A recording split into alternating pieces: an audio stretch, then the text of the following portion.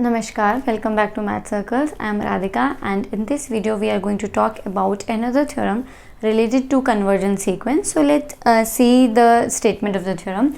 The statement is कि every convergent sequence is bounded. अगर कोई sequence convergent है तो वो bounded होगी. अगर हम इसको in general देखें, just we are not supposed, अगर हमें mathematically इसे proof नहीं करना है, then अगर कोई sequence convergent है, कन्वर्जेंट मीन कि अगर कोई सीक्वेंस है तो वो किसी एक पॉइंट से स्टार्ट हो रही है, so we know the starting point of that sequence, right. और अगर वो सीक्वेंस कहाँ तक जा रही है, कन्वर्जेंट है. कन्वर्जेंट है मतलब क्या है, टर्मिनेट हो रही है कहीं ना कहीं पे जाके तो वो टर्मिनेट हो जाएगी, कहीं ना कहीं जाके वो रुक जाएगी. तो इट मीन्स हमको उसका स्टार्टिंग पॉइंट भी मिल गया और एंड पॉइंट भी मिल गया. एंड किसी भी चीज़ का अगर हमें स्टार्टिंग पॉइंट पता होता है एंड एंड पॉइंट पता होता है तो उस सीक्वेंस को हम क्या बोलते हैं, bounded sequence, right. So now अब हम ये तो हमने इन जनरल समझ लिया कि अगर हमारे पास किसी एग्ज़ाम में अगर हमारे पास ये स्टेटमेंट का हमें यूज़ करना है, so you can think directly, आपको उसके लिए प्रूफ याद रखने की ज़रूरत नहीं है. बट अगर हमें प्रूफ करनी है थ्योरम मैथमेटिकली तो हम ये कैसे प्रूफ करेंगे. मैंने कोई सीक्वेंस मानी xn which is a convergent sequence. Convergent sequence है, इसका मतलब क्या होगा, इसके पास कोई ना कोई फाइनाइट लिमिट होगी, right. Since this is convergent sequence तो xn has a finite limit l. Alright. अब हमें क्या प्रूफ करना है कि सीक्वेंस बाउंडेड है. बाउंडेड है मतलब कि डिटर्मिन जो मॉड्यूलस ऑफ xn है वो किसी ना किसी एक वैल्यू से क्या होना चाहिए, या तो कम होना चाहिए या बराबर होना चाहिए. मैंने मॉड्यूलस लिया ताकि हमें नेगेटिव में जाने की ज़रूरत ना पड़े, तो हम मॉड्यूलस में नेगेटिव और पॉजिटिव दोनों ही अपने आप आ जाते हैं. So I have taken modulus of xn is less than equal to k for all n belongs to capital N. Since this has a finite limit l, तो हम डेफिनेशन से, लिमिट की डेफिनेशन से लगा सकते हैं that limit n tends to infinity xn is equal to l. So this definition satisfy for every value of epsilon. तो हमने यहाँ पे क्या किया, we have taken epsilon is equal to 1 which is greater than 0. So yes, you can see कि this definition should prove itself for epsilon is equal to 1, right. So epsilon is equal to 1 which is greater than 0, then there exists n naught belongs to capital N such that mod of xn minus l is less than epsilon होता है और epsilon की value क्या है, 1 है. So I have put 1 at the place of epsilon, right. So this is ये हमने सिर्फ अभी तक सिर्फ और सिर्फ डेफिनेशन अप्लाई किया है और कुछ नहीं किया है. हमने देखा कि कन्वर्जेंट है, बाउंडेड प्रूफ करने के लिए हमें ये प्रूफ करना होगा. सिंस इट इज़ कन्वर्जेंट तो यूनिक लिमिट होगी और हमने ये इसकी डेफिनेशन लगाई.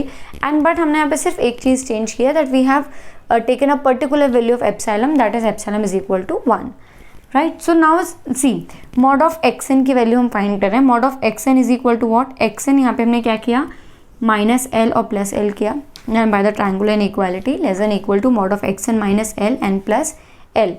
xn minus l is what, less than 1. so ये this condition will become less than 1 plus modulus of l. ये वाली ये जो हमारा टर्म है ये as it is यहाँ पर है. now मैंने कोई एक नंबर लिया, सिंस ये मैंने कोई एक इसमें mod of xn is a sequence, right. तो mod of x1, mod of x2, mod of x3, mod of x n naught, mod of x n, last तक जा रहा है ये. और ये वैल्यू जो है वो क्या है, ये किसके लेस देन आ रही है, this mod of x N is less than 1 plus L. यहाँ पे आप इसको कंक्लूड करोगे तो you can write mod of x N is less than 1 plus modulus of L. यानी कि जो इसकी लास्ट टर्म होगी, last term mix to mix क्या होगी, ये होगी. Since it is not even equal to but you can consider it. तो हमने क्या किया, ये सारे mod of x one, mod of x two, ये जो सीक्वेंस है, सीक्वेंस को हमने थोड़ा सा एक्सपैंड किया और लास्ट वाला टर्म रखा हमने 1 प्लस एल. एंड ये सारे आपको लास्ट टर्म मिल गया ना एक सीक्वेंस का, you know it is starting from mod of x one and you have got कि एक्स एन जो है वो कहाँ पर एंड हो रहा है, 1 प्लस एल पर एंड हो रहा है. और ये जो 1 प्लस एल पे एंड हो रहा है, हमने माना, आई डोंट नो कि ये सबसे बड़ी वैल्यू होगी या नहीं होगी, या सबसे छोटी वैल्यू होगी या नहीं होगी, बट हम एटलीस्ट इसमें इसकी जो मैक्सिमम वैल्यू है, इस पूरे इंटरवल की जो मैक्सिमम वैल्यू है वो हम मान सकते हैं. सॉरी, पूरे सेट की जो मैक्सिमम वैल्यू है उसको हमने माना k. तो यहाँ से आप इजीली बहुत देख सकते हो, कंक्लूड कर सकते हो that mod of x n जो है वो लेस देन इक्वल टू क्या आ रहा है, k आ रहा है. तो यहाँ पे हमें सिर्फ एक चीज़ करनी है, after applying the definition all you need to do is find the value of mod of x N. इसमें एल को ऐड करो, सब्ट्रैक्ट करो, आपको ईजिली समझ में आ जाएगा कि हमें एक नंबर के बहुत आराम से मिल सकता है जो सभी वैल्यू से क्या है, बड़ा है। Alright, so this was the proof of the theorem related to convergent sequence. अब हम जो नेक्स्ट टॉपिक करेंगे वो करेंगे limit point of a sequence. अभी जो हमने इससे पहले पढ़ा था that was limit of a sequence, and limit of a sequence and limit point of a sequence, ये दोनों चीज़ें क्या हैं, अलग अलग टॉपिक हैं जो आप नेक्स्ट वीडियो में देखेंगे कि limit point of a sequence क्या होता है। एंड सेम इसका जो रिटन पार्ट है, I put the link in the description of my blog, आप वहाँ से जाके इसका PDF डाउनलोड कर सकते हैं, so that you will be having a written material with you. And if you have any doubt related to these topics, you can write it in the comment box, and you can DM me on Instagram, you can follow me on Instagram as well, and or I'll put the mail ID also, or else you can mail me, whatever the way is convenient for you guys.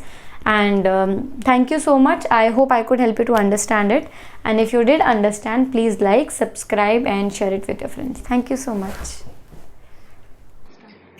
Please like, subscribe and share it with your friends, and for latest updates click on the bell icon. Thank you.